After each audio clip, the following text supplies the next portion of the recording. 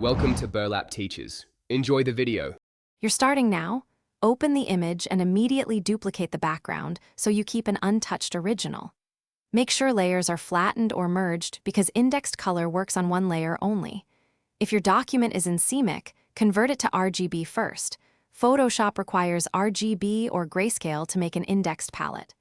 Once done, go to Image mode and you'll see indexed color. Don't click yet. Set up your color reduction settings next to Control how the palette is generated.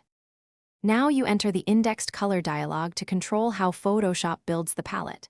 Choose a palette type, adaptive for quality, local for document-based sampling, exact only if colors already match, or custom to import a ACT table. Set the colors value between 2 and 256. Lower numbers reduce size but lose fidelity. Pick a dither method. None for flat blocks, diffusion for smoother gradients, or pattern for artifacts. Adjust amount to trade banding versus file size. Then preview the result in the image window. Finish by applying the indexed color conversion and immediately save in a format that supports palettes, GIF or PNG8. If you need precise palette control, open Image mode, Color Table to edit individual entries or load a custom ACT file. This lets you tweak problematic tones.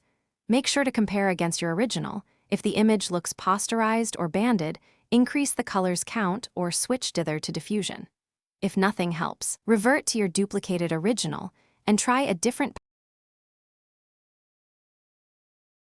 Thanks for watching. Consider subscribing if this video helped you.